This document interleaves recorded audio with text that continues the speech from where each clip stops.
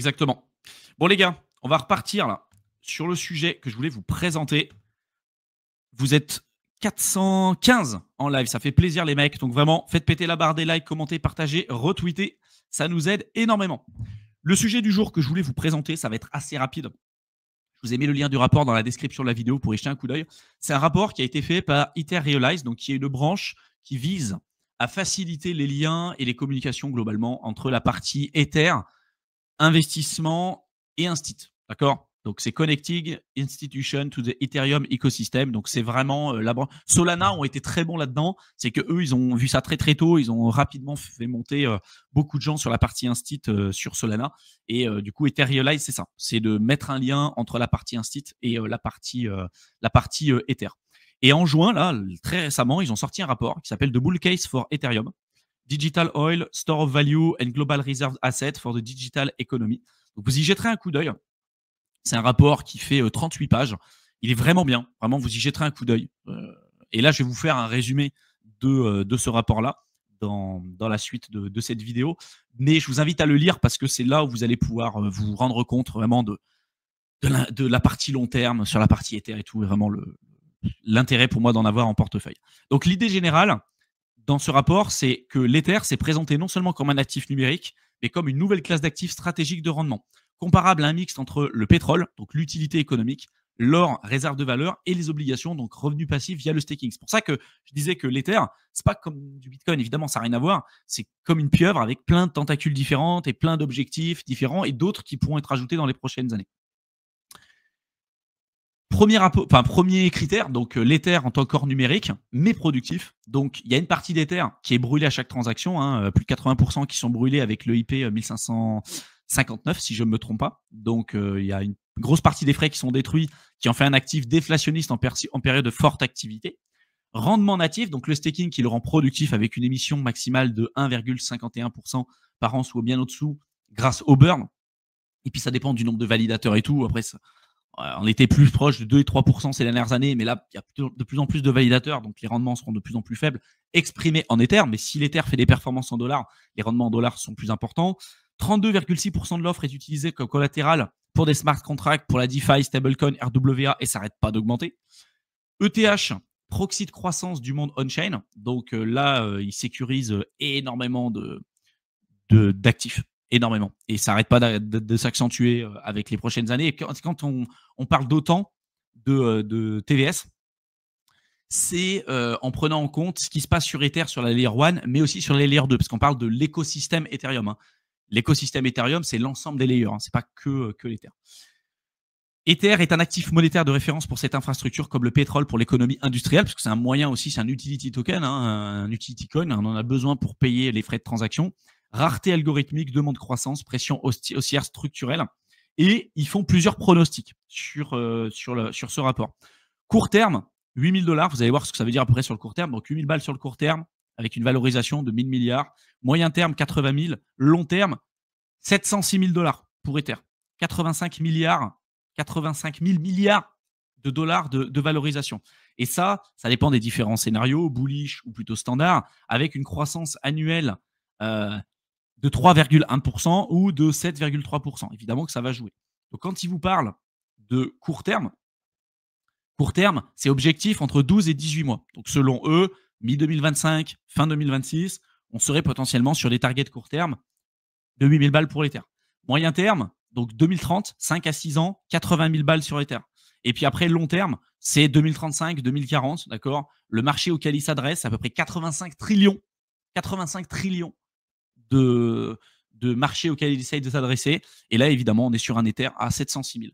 Je vous pose la question.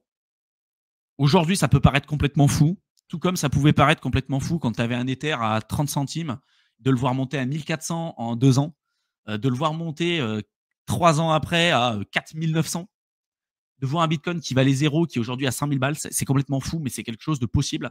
Et donc, au final, avoir un Ether aujourd'hui à 2000, 3000 balles, qui monte à 4000, qui redescend, si les targets long terme et si le marché auquel on essaye de s'adresser, c'est quelque chose comme ça, au final, le vrai sou, en fait, le vrai argent, il se fait là.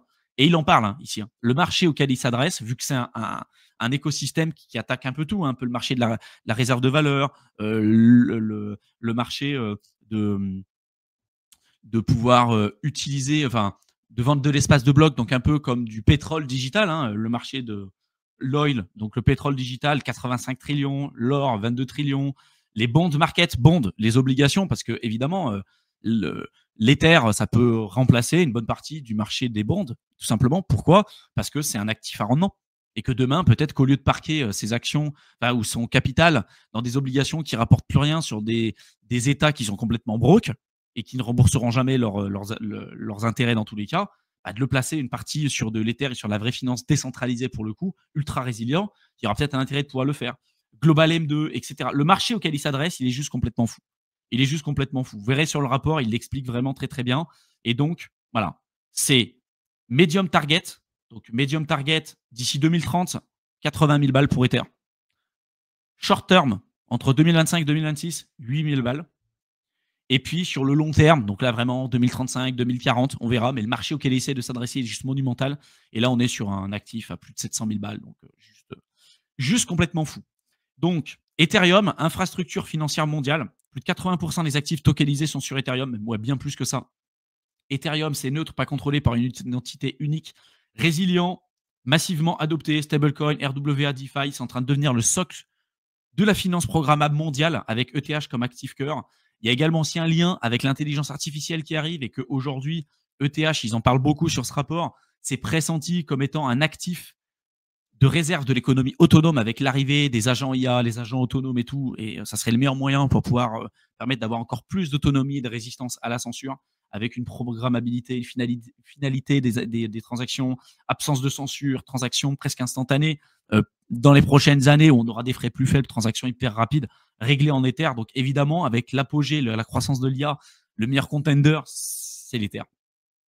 Donc, ce qu'il faut retenir pour l'investisseur, c'est qu'évidemment, le potentiel long terme est juste fou. C'est pas qu'une seule chose, l'Ether, c'est pas qu'un utility token, c'est évidemment plein d'autres choses. J'en ai parlé, je vous ai mis les infos à l'écran. Anticiper la convergence Ether, IA, suivre les métriques clés, le burn, l'émission, les parts d'actifs, ce que font aujourd'hui les gros. Et les gros aujourd'hui, c'est de constater qu'ils sont plutôt sur Ether. Par contre, évidemment, il y a des questionnements à avoir, notamment le fait qu'aujourd'hui, l'Ether, c'est un peu tout, et c'est peut-être justement ce qui les freine. Paul Brody, qui est aussi un chercheur sur la partie crypto, purement crypto, et un peu de Stavila, c'est-à-dire qu'il va dire, est-ce que Ether, c'est un actif ou est-ce que c'est une plateforme? Est-ce que c'est les deux? Est-ce qu'il peut à la fois être store of value et être utilisé? Bitcoin, ce qui a fait que ça a très bien performé, c'est que ça pouvait être utilisé nulle part. À part le transférer et le garder en buy and hold, tu pouvais rien faire. Donc, ce qui a fait que le côté réserve de valeur, ça a très bien marché. Ether, on te dit, c'est une store of value, un consumable asset, un capital asset, c'est un peu tout à la fois, et c'est peut-être ça le problème. Et tant qu'ils n'auront pas réglé ce problème, je pense que ça sera un souci sur le court terme. Moi, la meilleure proposition de valeur qu'ils ont aujourd'hui sur Ether, et c'était tout un sujet que j'avais traité dans la partie accompagnement, c'est de considérer l'Ether comme un moyen, et l'Ether comme un moyen de vendre un espace de bloc. Demain, quand l'Ether sera incontournable parce que tu n'auras plus les problèmes de transactions qui coûtent cher, transactions lentes, tout ce que tu veux, et que ça sera le passage obligé, et que de toute façon, d'un point de vue infrastructure, il n'y a plus aucun concurrent qui sera capable de rivaliser, si jamais on en arrive là-dessus, en fait, tu auras besoin de l'Ether pour faire des transactions, mais ça sera le passage obligé. Un peu comme Microsoft, quand ils ont coupé l'herbe sous le pied de tous les concurrents, ils ont pété le marché avec des prix bas, et du coup, les autres étaient plus capables de maintenir la cadence. Donc après, ils ont fait faillite. Donc Ether, c'est peut-être possible que ce soit quelque chose comme ça. Et pour moi, la vraie plus-value sur l'Ether, c'est pas sur le côté store of value, mais c'est vraiment sur le côté plateforme. Voilà. Ether, c'est vraiment la plateforme. Et si on veut que ça se développe, parce que beaucoup de gens se disent, ah mais si Ether c'est pas store of value, en gros ça va pas gagner de la valeur. C'est pas le cas. Ça va gagner de la valeur avec l'adoption, mais ça n'a pas pour objectif d'avoir le rôle réserve de valeur comme ce qu'il y a sur Bitcoin, où c'est vraiment le digital gold, quoi. On comprend vraiment ce que c'est, et il a toutes les caractéristiques pour pouvoir le faire. C'est pas le cas pour la partie Ether parce qu'il y a plein d'autres problèmes et ça répond pas aux mêmes exigences. Par contre, évidemment, l'objectif, quand on parle de store of value aussi, c'est de gagner du pouvoir d'achat avec le temps. Tu vois, par exemple, les actions Coca-Cola, Tesla ou je sais pas, le S&P 500 ou d'autres boîtes comme Microsoft ou Apple, c'est pas une boîte qui est juste store of value. Pour autant, elle conserve bien la valeur parce qu'elle crée un effet synergie avec la valeur qu'elle apporte sur le marché, et donc les gens ont envie d'acheter, et donc il y a plus de personnes qui participent, donc ça fait augmenter le prix. C'est ça le truc. Donc le côté store of value, en fait, ça viendra pour moi avec l'adoption. Par contre, il faut choisir asset ou plateforme. Et pour moi, il faut choisir plateforme aujourd'hui parce que asset, réserve de valeur, on l'a déjà. Donc, voyez un petit peu les targets qui sont présentés. Je reviens un peu dessus. Les targets qui sont présentés, c'est quand même assez fou. Et c'est pour ça que je vous ai fait tout un laïus au début de ce live pour vous dire prenez du recul, les mecs, vous ne perdez pas dans le bruit ambiant et un investissement long terme. Parce que vous verrez, si on a un Ether sur ceci qui performe bien, on verra, on fera le bilan à la fin. Si on a un Ether qui performe bien, même qu'il arrive à 8 000 ou 10 000 balles et que ça maintient la structure haussière, il y aura un bear market, il va peut-être redescendre plus bas. OK. Prochain cycle, il y a déjà toutes les infrastructures, il y a déjà tout. Quand ça remonte à voir un Ether à 8 000 balles, il y a 5 ans ou 8 ans, c'était juste impossible de pouvoir l'imaginer. Pour autant, aujourd'hui, ça devient de plus en plus réalité. Tout comme si on arrive à atteindre les 10 000 balles, atteindre un 80 000 voire plus, vu les marchés auxquels on s'adresse, ça devient de plus en plus réalité. Tout comme quand on avait un Bitcoin à 100 balles, on se disait mais 10 000 balles pour un Bitcoin, c'est impossible. Pour autant, on l'a eu bien plus rapidement que prévu. Et à 10 000 balles, on se disait mais 100 000, c'est impossible. Et on l'a eu. Et là, on se dit mais 1 million, c'est impossible. Et on va l'avoir. Et ça ne sera pas fini. Parce que s'il y en a un Bitcoin à 1 million, pourquoi il s'arrêterait à 1 million? Pourquoi? C'est quoi la raison? Est-ce qu'il y a un dieu qui dit 1 million, c'est trop cher? Bah non. Non. Quand tu comprends les marchés auxquels tu t'adresses, tu te rends compte de l'intérêt d'investir sur le long terme, y compris sur des projets comme ça. Alors après, évidemment, on peut remettre en perspective ces prédictions-là. Les prédictions, c'est jamais la réalité et tout. Mais ça, dites-vous que ce n'est pas envoyé à des particuliers. C'est des communications qui sont faites aux instituts, à ceux qui ont du pognon. Et qui plus est, quand vous avez un actif qui est productif, imaginez un Ether à 740 000 balles et qui est productif, qui crée du rendement, est-ce que vous vous en foutrez pas de l'avoir acheté à 2 000 ou 3 000 balles, votre Ether? Et est-ce qu'a priori, aujourd'hui, on n'est pas ultra early? Est-ce qu'aujourd'hui, on n'est pas ultra early par rapport au marché? On l'est clairement. Et c'est pour ça, c'est qu'une question de référentiel, les mecs. C'est que ça. Qu'une question de référentiel. Et de la gestion de risque. Et évidemment, pourquoi pas de prendre des profits. Et évidemment, se diversifier. Et bref, vous connaissez le laïus. Mais je vous donne ça. Vous voyez le contenu que je vous donne. Je vous donne ça gratuitement, les mecs. C'est pas pour rien. C'est pour vous permettre de prendre du recul et que vous puissiez vraiment vous rendre compte des opportunités qui sont devant vous. Parce que les opportunités, elles sont là. Mais les gens, tout simplement, ne le voient pas parce qu'ils se perdent dans le bruit ambiant. Et c'est dommage. C'est dommage. Et quand je vois des gens qui disent « Ah mais toi, tu as eu de la chance, tu as investi avant, machin », cette chance, tu l'avais aussi. Comme aujourd'hui, cette chance, tu l'as. Mais beaucoup de gens ne la prendront pas, cette chance. Parce qu'ils n'ont pas la vision, parce qu'ils n'ont pas envie de prendre ce risque-là, parce que ce n'est pas leur gestion de portefeuille, parce qu'il y a X ou Y raison. Néanmoins, les opportunités sont là et le marché s'en fout de sa vision personnelle. Il fera ce qu'il fera. Mais le potentiel, si vraiment vous prenez sur le très long terme, le ratio risque-rendement, il penche plutôt vers quoi? Vous achetez un actif avec un potentiel d'être à plusieurs centaines de milliers de dollars dans les 10, 15, 20 prochaines années, à plusieurs milliers de dollars. Moi, ça me paraît quand même complètement fou. Le potentiel risque-rendement, il est asymétrique de la muerte. Et c'est pour ça que la crypto, ça rentre dans ce qu'on vous dit, un accélérateur financier, parce que c'est des actifs qu'on ne peut pas retrouver ailleurs. Des performances comme ça, va les chercher en bourse. Même si tu investis sur un petit stock, n'importe quoi, tu ne feras jamais ça. C'est impossible, tu ne feras jamais ça. Pour autant, les opportunités sont là. Simplement, il faut les voir. Ça prendra du temps, mais c'est possible, tout comme le BTC qui est passé de 2K à 100K. Exactement. C'est juste des projections, si machin truc, alors Ether. Je suis d'accord avec toi, Zik. Mais des projections, il y en a eu sur BTC, il y en a eu de partout. Et c'est juste pour se permettre de se rendre compte du marché auquel potentiellement on pourrait aller, le marché auquel est destiné certains projets crypto, pour se rendre compte potentiellement, du potentiel. C'est ça, c'est juste ça. Et d'avoir une vision. Et de se dire, est-ce que je suis early ou est-ce que je ne le suis pas? Tu n'es pas aussi early que si tu avais acheté du Bitcoin à 3 balles. Et a priori, si tu avais acheté du Bitcoin à 3 balles, je ne parle pas spécifiquement pour toi, Zik, mais ceux qui avaient acheté du Bitcoin à 3 balles, ils l'auraient vendu à 30 parce qu'ils n'ont pas de vision. Et à l'époque, avoir une vision sur ça, c'était impossible. C'est ça la réalité. Et comme tu dis, c'est des projections. Ça peut être, ça peut être tout et n'importe quoi, tout comme les projections que tu as sur Arc, qui ont été modifiées, tout comme tu as les projections sur BlackRock en ce moment. C'est des projections en plus que tu as pas en bear market, tu vois? Je suis d'accord avec toi. Mais c'est important d'avoir cette vision-là pour moi pour prendre du recul et de se rendre compte du marché auquel on peut s'attaquer et de se dire: «Le risque que je prends aujourd'hui par rapport au potentiel de rendement futur, est-ce qu'il est intéressant ou pas?» Moi, je pense que oui. En fait, l'Ether, c'est l'argent du futur et BTC, c'est l'or du futur. Alors après, voilà, c'est le narratif qu'on peut donner. Donc voilà, on va voir. J'ai du mal avec un Ether à 80K. En fait, la question, les gars, c'est pas ça. L'erreur que pareil font beaucoup de gens, c'est de se dire, je vois un rapport comme ça, Ether euh, en 2040, 700 000 balles, j'achète aujourd'hui, je revendrai quand ça sera 700 000. C'est de la pure connerie. D'accord, c'est de la pure connerie.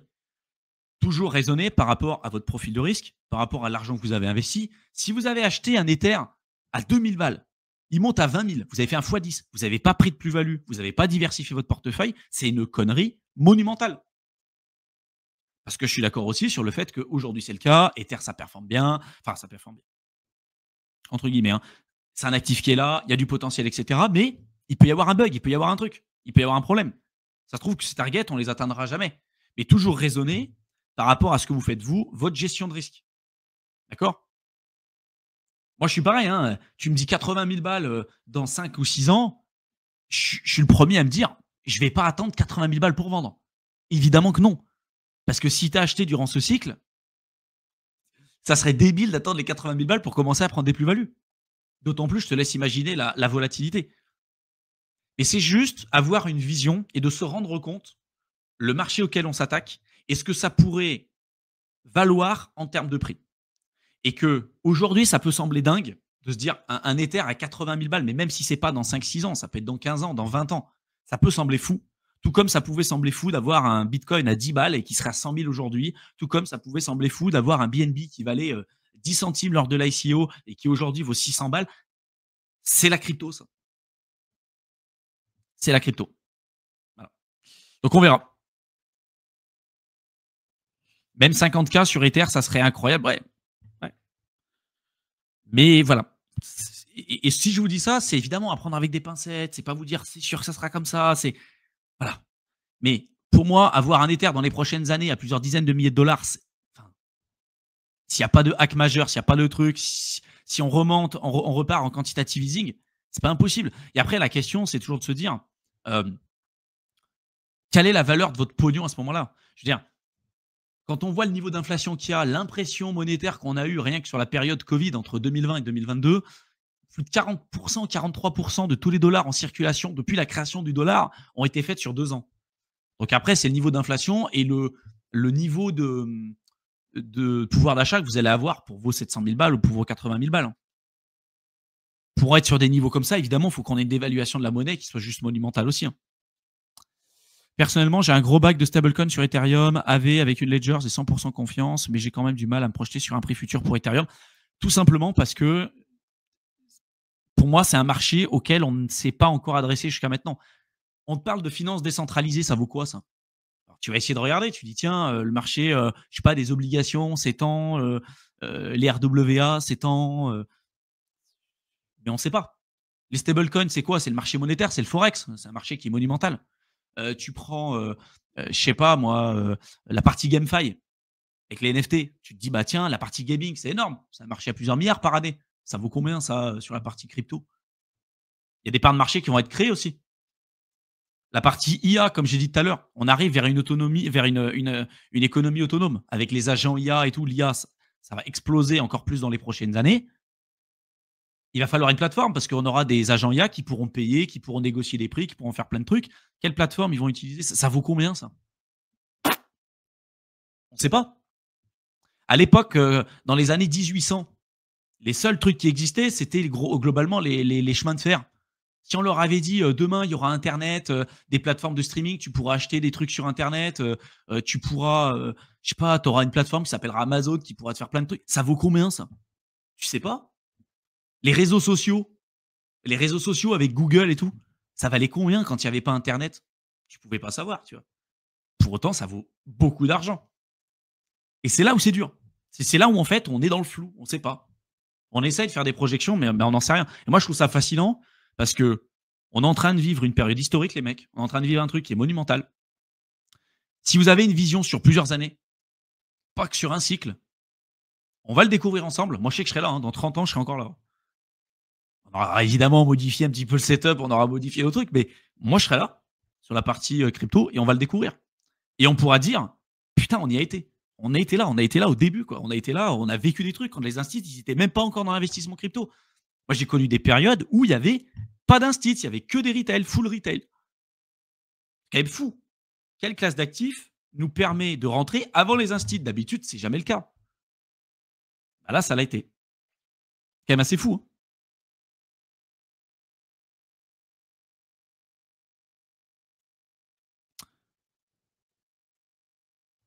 Autour du millionnaire, ouais, super bouquin, lisez-le. J'ai fait un résumé sur mon autre chaîne Éternel étudiant pour ceux que ça intéresse.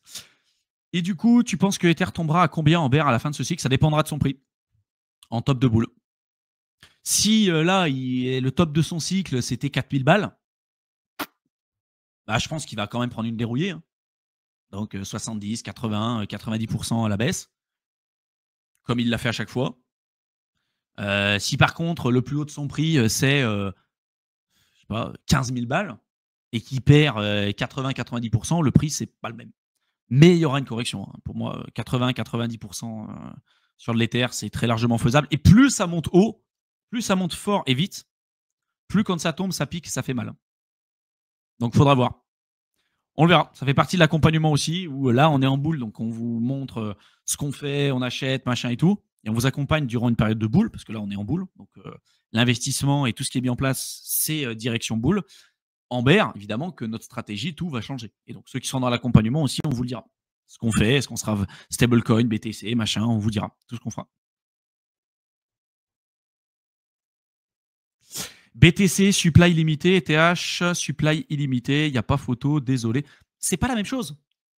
Tu vois, et tu dis BTC, supply limité, je pourrais titiller un petit peu ton truc pour te faire comprendre qu'aujourd'hui, c'est un narratif qui est mis en avant en te disant c'est capé à 21 millions. Je peux t'assurer que si les mineurs, les validateurs et ceux aujourd'hui et chez Blockstream décident de modifier la total supply sur le BTC, ils font passer une mise à jour, tu n'es plus capé à 21 millions de BTC. Hein. S'il y a un vrai problème sur BTC et que 21 millions, c'est pas suffisant, tu verras qu'ils vont la faire sauter la variable des 21 millions. Aujourd'hui, ça reste une vraie plus-value d'avoir un truc qui est capé. Et c'est pas figé dans le marbre. Hein. C'est pas figé dans le marbre. Et de l'autre côté, Ether supply illimité en théorie, je suis d'accord, mais déflationniste. C'est-à-dire que tu as de moins en moins d'Ether si l'activité est importante. De moins en moins d'Ether. Ce qui n'est pas le cas pour BTC. Alors on peut se dire que ça peut être déflationniste dans le sens où tu as des gens qui perdent leurs clés, qui perdent leurs trucs et tout. Donc oui, tu en as de moins en moins de dispo. Mais encore une fois, c'est comparer ce qui n'est pas comparable. C'est pas la même chose. Pour moi, ils répondent pas aux mêmes besoins. Tu vois ce que je veux dire? Donc voilà. Voilà ce que je pense un petit peu là-dessus. Mais voilà, il y en a beaucoup qui se diront, moi, BTC, 21 millions, machin. Et en fait, tu vois, Freak Trade, on est d'accord sur le fond. C'est-à-dire, demain, tu me dis, aujourd'hui, dans l'état actuel des choses, tu as une crypto à choisir, tu investis sur 30 ans, 40 ans, tu prends laquelle? Je prends BTC. Tu vois, je prends BTC. C'est sûr. Je prends BTC. Si par contre, je me dis, par rapport au potentiel risque, rendement, etc., en guise de diversification au-delà du BTC, Ether, ça reste un super contender, tu vois. Ça reste un super contender. Mais oui, il y a plus de risques, il y a d'autres problèmes que j'ai évoqués, on en a beaucoup parlé sur cette chaîne, on n'est absolument pas maxi, que ce soit même sur BTC ou n'importe quoi. Donc voilà, ça ne répond pas au même truc. Ça répond pas du tout aux mêmes choses. Frais de gaz en ce moment sur Ethereum, c'est déjà super faible, de 3%, voire sous $1 en ce week-end. Ouais, c'est faible, clairement. Mais c'est pour ça qu'en fait, la partie déflationniste qu'ils mettent en avant sur Ether, c'est valable quand tu as de l'activité. C'est pour ça qu'en fait, quand j'ai parlé tout à l'heure entre le capital asset, donc la plateforme ou l'actif, ils ont un intérêt de se concentrer sur la plateforme. Et s'ils veulent avoir des frais bas et des transactions rapides, ils ont intérêt d'avoir une masse et une adoption qui soit monumentale pour justement avoir un truc qui soit déflationniste. En tout cas, tu vois, une tokenomics qui tienne la route. Pour l'instant, bah, force est de constater, comme tu dis, qu'il y en a eu des moments où c'était déflationniste et des moments où on est revenu inflationniste parce que Parce que l'activité sur Ether était pas dingue. Et surtout qu'ils poussent les gens sur les layers 2. Donc c'est un peu le problème. Avec Dankun et puis Pectra, avec Pectra, ils ont multiplié par 2 la capacité des blobs. Donc encore moins de transactions et moins de burn sur Ether. Donc ouais, ça joue. Et je suis d'accord avec toi.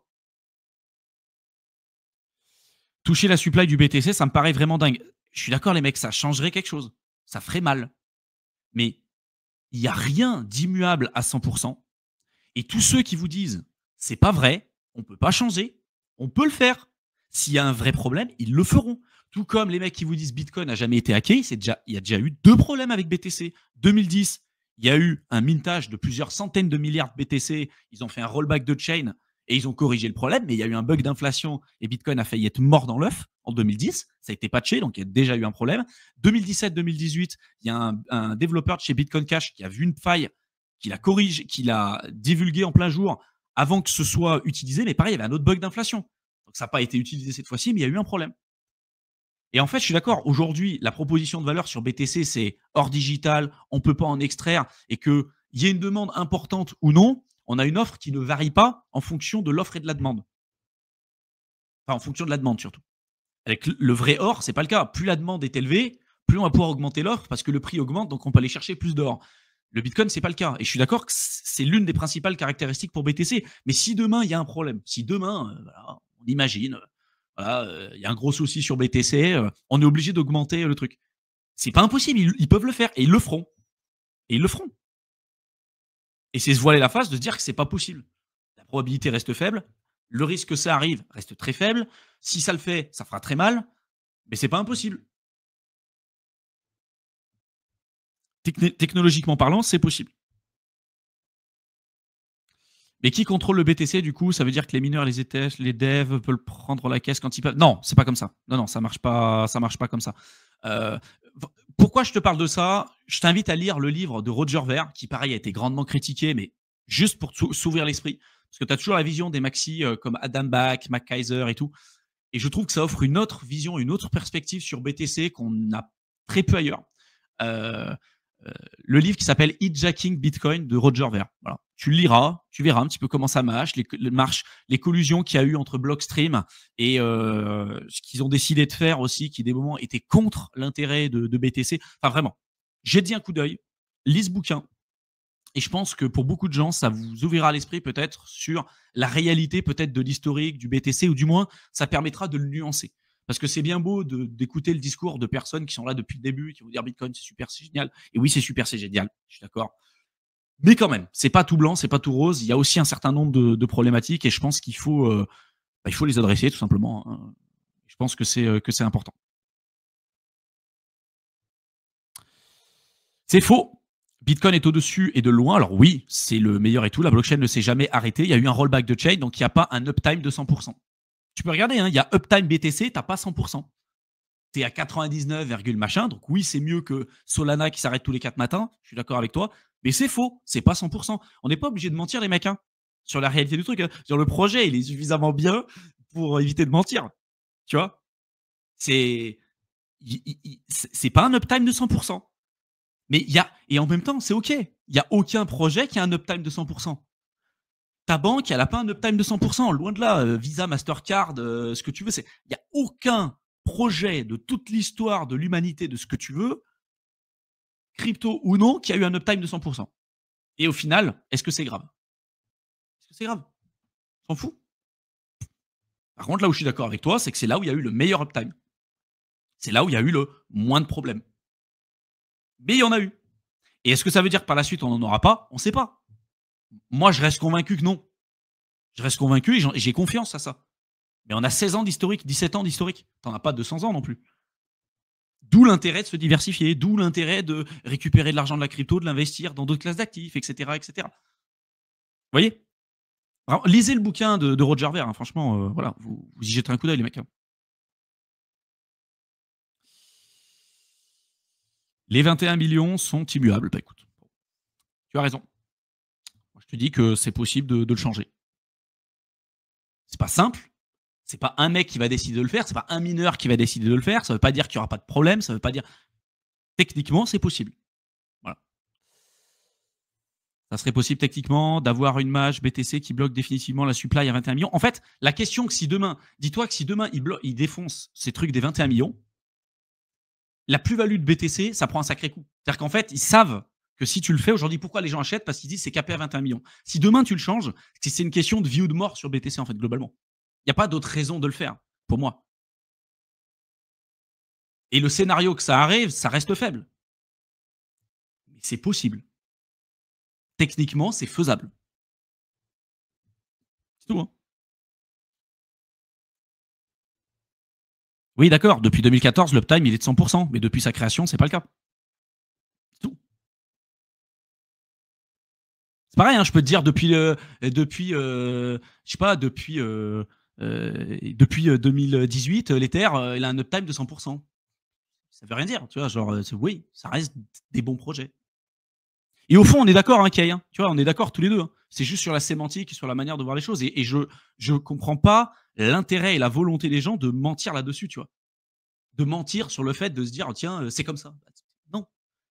Tu peux parler de quelque chose et donner les vraies infos, tu vois. L'uptime sur n'importe quel type de projet, ça n'existe pas. Il n'en a peut-être pas besoin. C'est OK. Il n'y a pas mieux aujourd'hui. C'est OK. Bon, les gars, j'espère que ça vous a plu, les mecs. Merci à tous d'avoir été présents. Commentez, partagez, retweetez. Faites péter la barre des likes, ça nous aide énormément. J'espère que je vous ai apporté énormément de valeur durant ce live. On continuera de le faire. N'hésitez pas à réserver un appel avec nous si vous voulez échanger avec nous sur votre situation personnelle et voir comment on peut vous aider à aller plus loin, soit sur la partie accompagnement aux crypto-investisseurs. Vous pouvez le faire en cliquant sur le lien dans la description de la vidéo. Vous avez le programme d'accompagnement et crypto-investisseurs juste en dessous aussi. Et réservez aussi, vous abonner à mon autre chaîne YouTube Éternel Étudiant pour ceux que ça intéresse et qui veulent ouvrir un petit peu les perspectives au-delà de la partie purement crypto. Merci à tous et à très bientôt.